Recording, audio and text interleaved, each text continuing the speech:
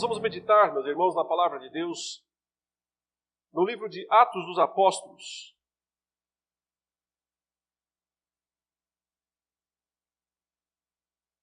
Capítulo 7. Bem no finzinho do capítulo 7, na verdade. Atos, capítulo 7. A partir do versículo 54. Vamos conduzir a leitura, meus irmãos, até o versículo 8 do capítulo 8. Portanto, Atos capítulo 7, verso 54, até o Atos capítulo 8, verso 8.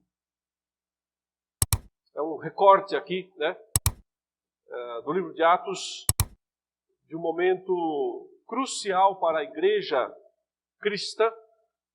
Experimentou, segundo esse relato aqui, uma grande mudança operada pelo poder de Deus, mas que envolveu circunstâncias bem específicas e nós devemos meditar nelas nessa noite. Vamos ler então a palavra de Deus. Você pode acompanhar da sua Bíblia ou da projeção. Ouvindo eles isto, enfureciam-se no seu coração e rilhavam os dentes contra ele. Mas Estevão, cheio do Espírito Santo, fitou os olhos no céu e viu a glória de Deus e Jesus, que estava à sua direita, e disse: Eis que vejo os céus abertos e o Filho do Homem em pé à destra de Deus. Eles, porém, clamando em alta voz, taparam os ouvidos e unânimes arremeteram contra ele, e lançando-o fora da cidade, o apedrejaram. As testemunhas deixaram suas vestes aos pés de um jovem chamado Saulo, e apedrejavam Estevão, que invocava e dizia: Senhor Jesus, recebe o meu espírito. Então, ajoelhando-se, clamou em alta voz: Senhor, não lhes imputes este pecado. Com essas palavras, adormeceu. E Saulo consentia na sua morte. Naquele dia, levantou-se grande perseguição contra a igreja em Jerusalém. E todos, exceto os apóstolos, foram dispersos pelas regiões da Judéia e Samaria. Alguns homens piedosos sepultaram Estevão e fizeram grande pranto sobre ele. Saulo, porém, assolava a igreja, entrando pelas casas e arrastando homens e mulheres, encerrava-os no cárcere. Entre mentes, os que foram dispersos iam por toda parte pregando a palavra. Filipe, descendo à cidade de Samaria, anunciava-lhes a Cristo. As multidões atendiam unânimes às coisas que Filipe dizia, ouvindo-as e vendo os sinais que ele operava. Pois os espíritos imundos de muitos possessos saíam gritando em alta voz, e muitos paralíticos e coxos foram curados. E houve grande alegria naquela cidade. Agora ainda o capítulo 9, vejam os versículos 1 a 9. Saulo, respirando ainda ameaças e morte contra os discípulos do Senhor, dirigiu-se ao sumo sacerdote e lhe pediu cartas para as sinagogas de Damasco, a fim de que, caso achasse alguns que eram do caminho, assim homens como mulheres, os levasse presos para Jerusalém. Seguindo ele estrada fora, ao aproximar-se de Damasco, subitamente uma luz do céu brilhou ao seu redor, e caindo por terra, ouviu uma voz que lhe dizia: Saulo, Saulo, por que me persegues? Ele perguntou: Quem és tu, Senhor? E a resposta foi: Eu sou Jesus, a quem tu persegues. Mas levanta-te e entra na cidade, onde te dirão o que te convém fazer. Os seus companheiros de viagem pararam emudecidos, ouvindo a voz, não vendo contudo ninguém. Então se levantou Saulo da terra e, abrindo os olhos, nada podia ver. E guiando-o pela mão, levaram-no para Damasco. Esteve 3 dias sem ver, durante os quais nada comeu e nem bebeu. Até aí, meus irmãos, a leitura da palavra de Deus. O que essa passagem, ou toda essa passagem, todo esse contexto dessa passagem, de fato nos ensina, é que Deus usa, frequentemente é assim que Ele trabalha, Ele usa as dificuldades, as lutas, os embates, as próprias perseguições para o bem do seu povo, para abençoar o seu povo, para dar mais fôlego à própria proclamação do Evangelho por parte do seu povo. Meus irmãos, nós temos um relato aqui, como já foi dito, de um dos momentos mais dramáticos e cruciais de toda a história do cristianismo. Talvez seja o terceiro maior evento da história do cristianismo. Se nós considerarmos a morte de Jesus, a sua ressurreição, a sua ascensão como o principal evento, talvez o chamado dos 12 apóstolos antes, talvez como o segundo, aqui certamente é o momento mais importante dessa nova fase da igreja, quando ela está deixando o ambiente judaico de Jerusalém para finalmente alcançar os confins da terra, através desse homem separado, escolhido por Deus, Paulo, até então chamado de Saulo, o qual seria o principal responsável pela expansão do Evangelho, para cumprir aquela própria ordem que Jesus havia dado aos seus apóstolos após a ressurreição. Sereis minhas testemunhas em Jerusalém, Judeia, Samaria e até os confins da terra. Mas como isso aconteceu, o modo dramático como isso aconteceu, envolvendo sofrimento, morte, perseguições, é um testemunho da Escritura, da Palavra de Deus, para todos nós, de que sim, Deus usa as dificuldades, as lutas, os sofrimentos para abençoar a sua igreja e para impulsionar a sua igreja. Notem que tudo começa aqui com a morte, com o primeiro mártir da fé cristã, Estevão. A perda de Estevão, sem dúvida, foi sentida pela igreja.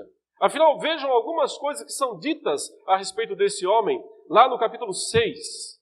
Veja lá no capítulo 6, algumas coisas que são ditas a respeito dele. Ele é um daqueles 7 homens que foram escolhidos para servir as mesas. Aqui nós temos o princípio da diaconia, do diaconato. É sempre importante a igreja e os irmãos também relembrarem, que quão importante é esse trabalho de diaconia e diaconato na igreja. Não se trata de um trabalho apenas de cuidar das coisas físicas da igreja, apenas de abrir ou fechar a porta, ou cuidar, que são coisas necessárias também, evidentemente, mas acima de tudo isso é um trabalho muito espiritual. Note que um dos homens mais usados por Deus, para usar uma expressão, poderosos na obra do Senhor, era um desses escolhidos de Deus. Note o que é dito dele aí no verso 8, do capítulo 6. Estevão, cheio de graça e poder, fazia prodígios e grandes sinais entre o povo. Mas então, essa obra dele, ele está fazendo um trabalho extraordinário no meio daquela igreja lá em Jerusalém. Obviamente, isso suscitou uma oposição ferrenha. Note o verso 9. Levantaram-se, porém, alguns dos que eram da sinagoga chamada dos libertos, dos sireneus, dos alexandrinos e dos da Cilícia e Ásia, e discutiam com Estevão. E não podiam resistir à sabedoria e ao espírito pelo qual ele falava. E então esses homens, o texto diz, deram um jeito de condená-lo. Verso 11. Então subornaram homens que dissessem: temos ouvido este homem proferir blasfêmias contra Moisés e contra Deus. Sublevaram o povo, os anciãos, os escribas, e investindo o arrebataram, levando-o ao sinédrio. Apresentaram testemunhas falsas que depuseram: esse homem não cessa de falar contra o lugar santo e contra a lei, porque o temos ouvido dizer que esse Jesus, o Nazareno, destruirá este lugar e mudará os costumes que Moisés nos deu. Todos os que estavam assentados no sinédrio, fitando os olhos em Estevão, viram o seu rosto como se fosse rosto de anjo. Aqui está o homem mais usado no primeiro momento. Ele está sendo mais usado por Deus do que Pedro, do que João, do que os próprios apóstolos originais. A obra que ele está realizando é impressionante, mas também a diversidade é na mesma proporção. E por fim, ele é apedrejado, ele é morto, E note que isso sem dúvida nenhuma, foi uma grande perda para aquela igreja nascente, aquela igreja que estava começando a se estabelecer. Mas o que nós vemos aqui também é que Deus, na verdade, para Deus, nenhum homem é insubstituível. Estevão, a morte de Estevão, que muitos poderiam pensar, isso é uma grande perda para o Evangelho, isso é uma grande perda para a proclamação do Evangelho, e era, humanamente falando, não significa necessariamente que é para Deus, porque Deus tem seus modos misteriosos de agir. E no caso aqui, a morte dele foi mais importante do que a vida. Através da morte desse que era, nesse momento, o maior pregador da igreja, o maior proclamador da mensagem, o mais poderoso aí dos homens de Deus nesse momento, lembre-se sempre, poderoso pela obra de Deus, do Espírito Santo, a morte dele, que pode parecer a maior tragédia, a maior perda, na verdade não é. É o modo de Deus fazer uma obra ainda maior. Porque é justamente que, através desse homem, da morte desse homem, que se desencadearão os fatos que levarão o Evangelho aos confins da terra. Porque, de algum modo, até então, a igreja não tinha saído de Jerusalém. Mesmo já tendo recebido desde o começo a ordem, vão por todo mundo, preguem o Evangelho em toda a terra, em todas as nações. Mas, por causa talvez da própria necessidade local de proclamar o Evangelho ali em Jerusalém, até então a igreja não tinha feito, não tinha começado a cumprir essa tarefa. E quando se levanta um homem que parece ter estatura, condições, conhecimento, sabedoria para fazer isso, ele morre. E isso poderia parecer que a missão de alcançar as nações está abortada. Observem que esse homem é confrontado, no primeiro momento, por várias sinagogas, membros de várias sinagogas, que nós percebemos que são de estrangeiros. São mencionados os alexandrinos aqui, por exemplo, que era o pessoal que vinha da escola de Alexandria, da sinagoga de Alexandria, um importante centro judaico de proclamação do judaísmo daqueles dias. Então, ele está, assim, discutindo no ambiente estrangeiro. Ele poderia ser o grande vaso, o grande instrumento de Deus. Ele seria, da perspectiva humana, o mais perfeito instrumento para cumprir essa missão de levar o Evangelho às nações. Quem melhor do que Estevão para fazer isso? Ele tem conhecimento, ele tem sabedoria, ele dialoga com os gentios, com os estrangeiros. Todos os 7 que foram escolhidos, eles eram mais voltados para os gentios do que para os judeus. Foram escolhidos para isso, inclusive, para que pudessem fazer justiça naquele desequilíbrio original que surgiu quando o pessoal convertido já mais desse ambiente de prosélitos, estava se queixando contra os mais judeus de que eles não estavam sendo, as suas viúvas não estavam sendo bem atendidas.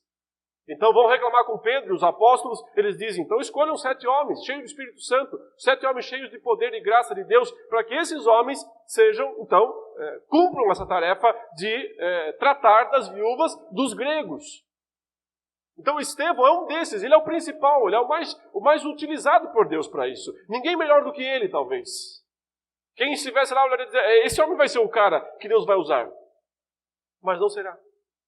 Será um outro homem, chamado Saulo, que não tem, olhando da primeira perspectiva, qualquer chance. Não se encaixa. Estevão se encaixa perfeitamente, humanamente falando, para a missão de levar o Evangelho a toda a terra. Saulo não. Ao contrário, ele é um perseguidor. Mas o que Deus quer? O que Deus faz? Ele permite que Estevão seja morto, ou seja, o cara mais pronto, preparado para fazer o trabalho. Deus permite que ele seja morto. E vai levantar alguém totalmente despreparado para fazer esse trabalho. Porque Deus trabalha dessa maneira. Ele não segue as lógicas humanas, ou as expectativas humanas. Porque Ele é soberano. E porque Ele usa, sim, as adversidades, as dificuldades para abençoar o seu povo. A morte de Estevão nos mostra, primeiro, que nenhum homem é insubstituível. Deus não precisa de uma pessoa, essa pessoa. Se não for essa, não vai ser, não vai acontecer, não vai fazer.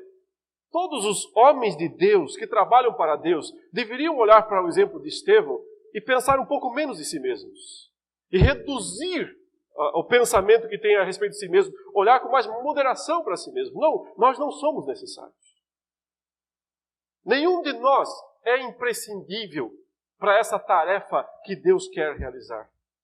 Nenhum de nós deveria jamais pensar, se eu não fizer, ninguém vai fazer.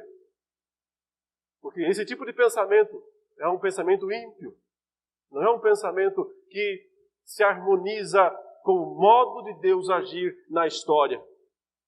Deus não precisa de ninguém. Deus pode descartar quem aparentemente é a pessoa mais preparada e levantar quem não parece ter a menor condição de fazer isso. Uma segunda lição que nós aprendemos dessa história, todas, meus irmãos, é que o que é ruim sempre pode piorar. A morte de Estevão foi muito ruim, claro. Eles perderam o grande líder, digamos assim, o homem que parecia ser o cara que ia levar o evangelho para as nações. Eles perderam a pessoa mais atuante naquele primeiro momento, mais capacitada para realizar aquele trabalho. Esse homem foi morto, isso foi uma grande perda. Mas, quando se diz respeito a Deus lidar, tratar com o seu povo, a perseguição sempre pode piorar. E o texto aqui mostra isso porque ela parecia ter alcançado o ápice com a morte de Estevão. Talvez com essa morte a multidão, os líderes se contentassem. Só para fazer uma pequena comparação, eu sei que ela não se encaixa muito bem, mas note, os Estados Unidos mataram um general essa semana, né, uns dias atrás. O general principal ali do Irã. Ao fazer isso, aparentemente, os Estados Unidos dizem, tá bom, já fizemos o suficiente. Eles não continuam atirando e vamos matar o segundo, matar o terceiro, matar o quarto. E, de certa forma, isso aplacou lá as intenções, né, dos líderes dos Estados Unidos.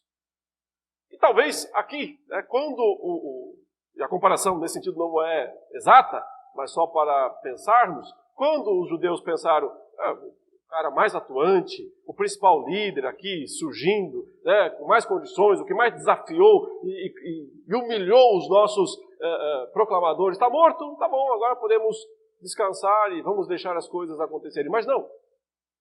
A perseguição, então, se intensifica ainda mais. Porque o nosso inimigo, ele nunca estará satisfeito. Ele sempre vai encontrar novas maneiras de nos assolar. Portanto, nós temos que estar sempre preparados, porque depois da tempestade ainda sempre pode vir o furacão. E o furacão pode sempre subir de nível. Observem que o texto fala, né? Assim que Estevão morreu, ele vê o Senhor, ele vê os céus abertos, ele é apedrejado. Parecia que tinha acabado tudo. O texto diz assim no verso 1 do capítulo 8, e Saulo consentia na sua morte, mas aí continua, naquele dia levantou-se grande perseguição contra a igreja em Jerusalém. E então a perseguição não é mais apenas contra aquele que foi o principal líder até o momento, mas agora vai para todo mundo. Quem é cristão, quem segue esse caminho, se vê ou se viu alvo de perseguição. Né? Note a palavra, grande perseguição. Levantou-se grande perseguição contra a igreja em Jerusalém. E todos, exceto os apóstolos, foram dispersos pelas regiões da Judéia e Samaria. Então, esparramou a igreja, o grupinho lá, que não era pequeno, né?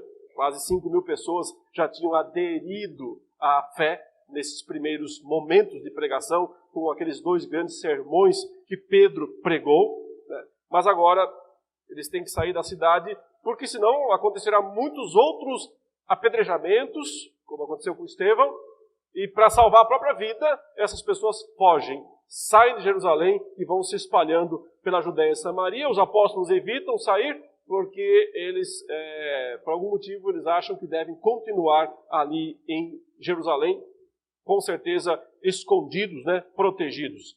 O texto diz: alguns homens piedosos sepultaram Estevão e fizeram um grande pranto sobre ele. Saulo, porém, assolava a igreja, entrando pelas casas e arrastando homens e mulheres, encerrava-os no cárcere. Depois nós veremos no capítulo 9 que ele resolveu fazer isso também fora de Jerusalém e quis ir alcançar aquele grupo de cristãos lá em Damasco. Então, a perseguição se intensificou grandemente, terrivelmente, e é assim que funciona mesmo. Nós nunca devemos pensar que a perseguição cessa rapidamente. Em geral, não há nada que esteja ruim, que não possa piorar. Isso foi visto aqui especificamente. Mas note, uma terceira lição que essa passagem nos mostra é que, frequentemente, os piores inimigos da fé, os piores inimigos nossos como proclamadores, são homens bem intencionados, mas terrivelmente errados, terrivelmente equivocados com relação a quem nós somos, o que nós fazemos, o que nós pregamos. Note que Saulo, quando ele se levanta como esse perseguidor da igreja, ele próprio dirá, depois nas suas cartas, que ele o fazia por um zelo por Deus, mas um zelo equivocado. Ele pensava estar servindo a Deus ao perseguir os cristãos, porque ele via os cristãos como inimigos da fé judaica, como pessoas que estavam pregando algo que poderia, de fato, destruir, né, a religião judaica, a fé judaica. E então a sua intenção era de proteger essa tradição, que ele fala, a tradição dos nossos pais. Ele era extremamente zeloso da tradição dos seus pais. E por isso ele perseguia a igreja, evidentemente cometendo terríveis excessos, terríveis pecados, violência excessiva que ele utilizou, da qual ele se envergonhará mais tarde. Mas nesse momento ele pensa que está, de alguma maneira, servindo a Deus. Esse zelo, que ele próprio diz que é um zelo sem entendimento, um zelo fanático, esse zelo frequentemente é o pior inimigo que a igreja precisa enfrentar, tanto de fora da igreja, quanto de dentro da igreja, muitas vezes também. Porque pessoas zelosas e que usam desse zelo para, de alguma maneira, fazer mal para os seus próprios irmãos, pensam estar fazendo algo para Deus, mas, na verdade, estão apenas cedendo a um zelo sem entendimento, perigoso. Note que o Senhor Jesus, quando aparece para Saulo na estrada de Damasco, ele diz: Saulo, Saulo, por que me persegues? E Saulo não estava perseguindo Jesus diretamente, ele nem sabia, ele nem cria que Jesus estava vivo. Mas ao perseguir o povo de Deus, o corpo de Cristo, ele estava perseguindo também o seu cabeça, que é Jesus. Então toda a perseguição, todo o sofrimento que alguém inflige a um cristão, é preciso lembrar que está também fazendo isso contra Cristo. Pessoas zelosas, mas sem o entendimento das Escrituras, machucam o corpo de Cristo e machucam Cristo através disso também. Essa é a preocupação que todos devemos sempre ter. Porque, sem dúvida nenhuma, os piores inimigos que a igreja sempre enfrentou foram homens bem intencionados. O fanatismo, meus irmãos, é um dos maiores inimigos da fé. A gente tem hoje exemplos claros. Essas pessoas que explodem bombas em ataques terroristas pensam que estão fazendo um serviço para Deus. O Deus deles, é claro. Eles gritam palavras de louvor e de glórias a Deus, ao Deus que eles creem. E vão lá, apertam a bomba, explodem, matam centenas ou dezenas de pessoas. Depois, os que seguem essas práticas pensam que esses mártires serão recebidos em glória em algum lugar. Mas note a diferença entre esse tipo de martírio e, mais uma vez, o martírio cristão. Estevão não explodiu uma bomba e levou todo mundo com ele. Ele levou pedradas e as aceitou. E disse no final: Pai, não imputes a eles este pecado. Do mesmo modo que Cristo, quando estava sendo pregado lá na cruz pelos soldados e difamado pelas pessoas em frente, ele disse: Pai, não, perdoa o que eles fazem, porque eles não sabem o que eles fazem. O martírio cristão é muito diferente do martírio da religião muçulmana ou islâmica, porque o cristão, ele morre por Cristo, ele paga o preço, ele não quer matar os outros. Saulo foi alguém que perseguiu a igreja, e talvez, nós não temos esse relato claro, mas talvez através dele pessoas tenham sido mortas. Pelo menos Estevão, de certa forma, foi, porque ele estava lá guardando as vestes de Estevão enquanto ele estava sendo apedrejado. Mas note no que ele é transformado após a sua conversão. Aliás, o próprio Cristo o chama e diz, isso aconteceu quando Cristo mandou que aquele homem chamado Ananias, que estava em Damasco, fosse lá batizar Paulo. Vai lá, Ananias. Ananias falou: não vou nenhum. Esse cara aí vai me prender se eu for lá. Não. Você tem que ir lá. E você tem que batizá-lo. E você tem que ensiná-lo as primeiras coisas, as coisas básicas. Porque ele é para mim um instrumento escolhido. Deus já tinha o Estevão lá atrás, que era a pessoa mais preparada aparentemente. Não, Estevão vai ser meu mártir. Saulo é o meu instrumento escolhido para levar o evangelho a todas as terras. E para eu mostrar a ele o quanto importa sofrer pelo meu nome. Ou seja, você tem um homem comissionado para sofrer, para o sofrimento. Estevão sofreu por alguns momentos quando levou aquelas pedras. Paulo sofreu a vida inteira e sobreviveu a um apedrejamento. Lembre-se sempre, ele esteve presente lá, cuidando das vestes, enquanto Estevão estava sendo apedrejado.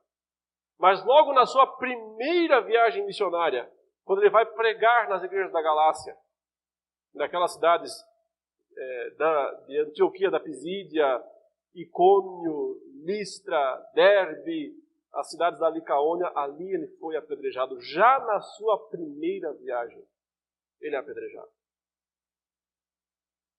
Mas não morre. Porque ele era um instrumento de Deus. Não Estevão, que num apedrejamento morreu. Paulo sobrevive ao apedrejamento e tem que carregar, provavelmente, por toda a vida, as marcas das pedras que levou. Porque ele foi comissionado para o sofrimento. Mas notem aqui, e é isso que mostra mais uma vez a grandeza dos propósitos de Deus, a sua soberania e a sua sabedoria inefável, que tudo isso gerou, de fato, o começo da expansão do Evangelho em todo o mundo. Vejam o que o texto diz no versículo 4. Entre mentes, os que foram dispersos iam por toda parte pregando a palavra. Ou seja, o fato deles terem que deixar Jerusalém, abandonarem suas casas, por medo da perseguição, por medo de sofrerem apedrejamentos como Estevão sofreu, resultou no cumprimento da ordem de Cristo para que eles fossem por todos os lugares pregando a palavra de Deus. E resultou especificamente no cumprimento do segundo lugar específico que Deus queria que o evangelho fosse pregado. Porque note, verso 5. Filipe, descendo à cidade de Samaria, anunciava-lhes a Cristo. Filipe também é um dos 7. Não era o principal era Estevão. Talvez Estevão é que todos pensavam iria fazer isso. Mas ele foi morto, não foi. Deus levanta um outro e ele vai até Samaria. Por que Samaria é tão importante? Porque Jesus mencionou especificamente no livro de Atos, no capítulo 1, verso 8. E sereis minhas testemunhas em Jerusalém e em toda a Judéia. Jerusalém é a capital, Judéia é o país. Então, estamos na mesma terra. Quando ele menciona Jerusalém, Judéia, é o mesmo lugar. País, capital. Mas a próxima menção é fora. Samaria. Ele menciona especificamente Samaria. Samaria é quase Judá, né? É quase a Judéia, mas não é. Porque muitos séculos antes aconteceu a chamada divisão das tribos, separação das tribos. Após o fim do reinado de Davi e Salomão, quando ainda as 12 tribos estavam unidas, aconteceu o racha, o cisma, a divisão das tribos. E o fato é que apenas a tribo de Judá e partes remanescentes, especialmente a tribo de Benjamim, ficam ao sul, formando a Judéia. Por isso, Judéia, ou seja, uma das 12 tribos, permanece fiel a Deus por algum tempo, com a sua capital em Jerusalém, é a Judéia. As outras tribos passam a fazer parte desse povo misto que seria conhecida como a Samaria, que é a cidade principal de toda essa região. E Samaria seria a primeira a ser destruída antes mesmo de Babilônia, de Nabucodonosor aparecer. Ela caiu em 722 a.C. pela Assíria, o império que foi anterior ao império de Babilônia. A Judéia durou algum tempo a mais, pouco mais de um século, mas também veio a cair através de Nabucodonosor, rei de Babilônia. Desde então, esses dois lugares ficaram totalmente separados. A Samaria foi repovoada, mas não só por israelitas. Pessoas de vários países, de vários lugares vieram a morar em Samaria, e desde então aquele lugar tinha resquícios da religião israelita, mas também mesclas de idolatria. Lembrem-se quando Jesus chegou em Samaria e encontrou aquela mulher no poço, ele teve um diálogo com ela, e nós vemos que os samaritanos ainda mantinham alguns princípios, especialmente da Torá, da lei de Moisés, mas eles não admitiam principalmente o que vinha depois na Bíblia, ou seja, os escritos e os profetas. Mas eles mantinham a primeira parte, o Pentateuco. Por isso o Senhor quis superar uma inimizade histórica.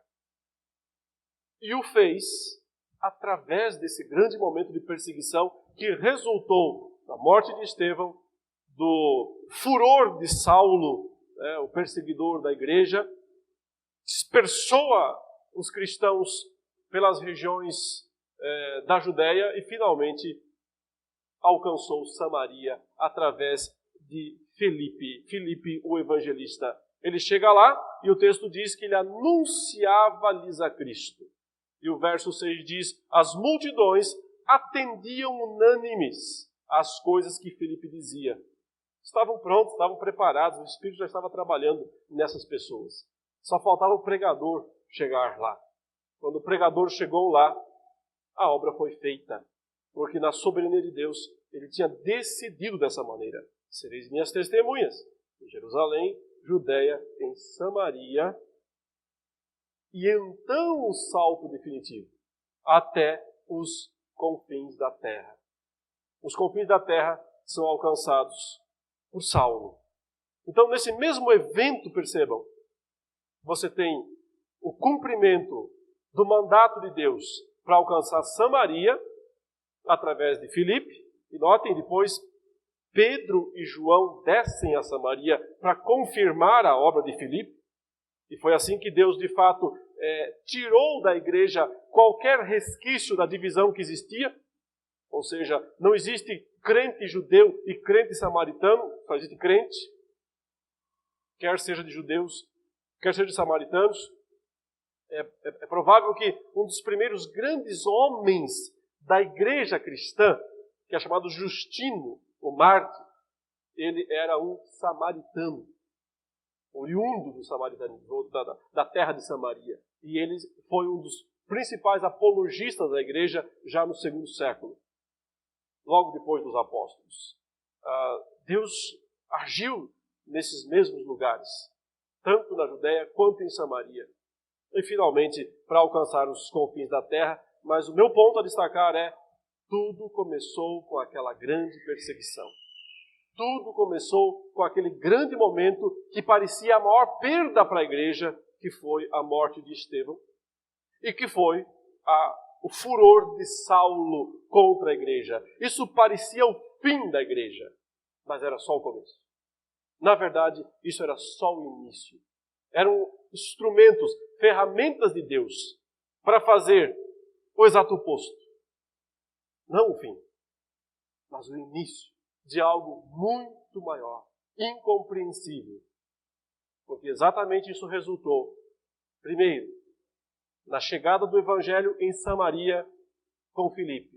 Segundo, na conversão de Saulo, que embora não se dá exatamente nesse momento da perseguição, mas com certeza, no momento seguinte, quando ele é confrontado por Cristo na estrada de Damasco, ele devia se lembrar, como de fato se lembrou por toda a sua vida, de que aquilo foi um momento crucial da sua existência. Paulo carregará a vergonha por ter feito tanto mal à igreja, mas isso também sempre o manterá humilde diante de Deus. Ele sempre lembrará de quem ele foi e do que ele é pela graça de Deus. E por isso ele se torna esse instrumento poderoso de Deus para levar a toda a terra o Evangelho. Então vamos relembrar rapidamente o que nós aprendemos aqui. Primeiro, nenhum homem é insubstituível e frequentemente Deus faz isso mesmo, ele tira aquele que é o principal para colocar alguém que parece sem condições. Moisés morreu e Deus colocou Josué. Nunca esteve à altura de Moisés, mas foi o modo como Deus levou o povo adiante, né? Quando o apóstolo Paulo morreu mais tarde também, quem Deus usou foi Timóteo para continuar a missão de Paulo. Deus não precisa de pessoas. Deus não é devedor a ninguém. Ninguém deve pensar que é insubstituível na obra de Deus. Todos devem ter muita moderação e senso de dependência de Deus. Deus usa a perseguição e ela sempre pode piorar. E quanto mais ela piora, melhor para o povo de Deus. Porque Deus está usando isso de alguma forma para cumprir os seus propósitos. Ainda que os homens bem intencionados sejam os piores inimigos, mas Deus pode mudar esses próprios homens e torná-los em instrumentos úteis e poderosos para levar a palavra adiante. O sofrimento pode ser um caminho para uma pregação mais vibrante e mais ampla do Evangelho, como aconteceu ali quando eles foram dispersos. É através da perseguição, inclusive, que Deus alcançou Samaria e dessa forma anulou uma inimizade histórica. E finalmente, sim, também o sofrimento é um dos instrumentos de Deus para a conversão dos próprios inimigos do Evangelho. Paulo foi um terrível inimigo do Evangelho que se tornou o maior pregador de todos os tempos. O maior missionário, evangelista, teólogo, pregador de todos os tempos.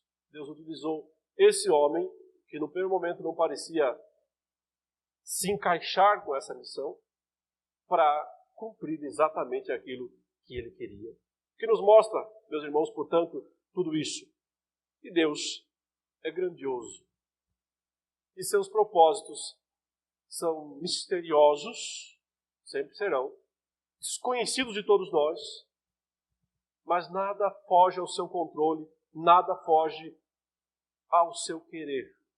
Deus está sempre pensando no bem do seu povo, no bem da sua igreja, mesmo que Ele permita que individualmente e às vezes também corporativamente essa igreja enfrente lutas, sofrimentos e grandes tribulações. Deus usa esses eventos, essas histórias, essas situações para cumprir seus grandes propósitos. Cabe à igreja, portanto, sempre louvar, bendizer a Deus, admirá-lo pela sua grandeza. Jamais murmurar, jamais reclamar, jamais desconfiar de Deus ou de seus propósitos. Vamos orar e em seguida vamos louvar a Deus pela grandeza dos seus propósitos.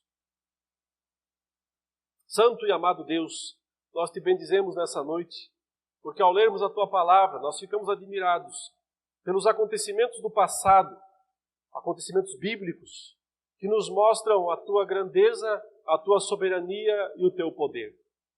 Mas nós te pedimos também, em especial, que possamos aplicar essas grandes verdades às situações da nossa vida pessoal também.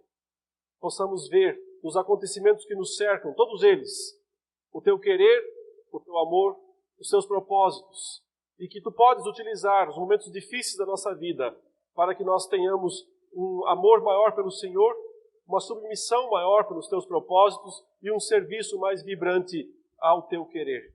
Nos abençoe então, ó Deus, com mais entendimento da nossa própria situação, para que possamos assim te glorificar e te exaltar e cumprir o chamado, o mandato do Senhor para as nossas vidas. Recebe o nosso louvor, a nossa adoração nesta noite, porque tudo isso nós fazemos em nome de Jesus Cristo, o nosso Senhor e Salvador. Amém.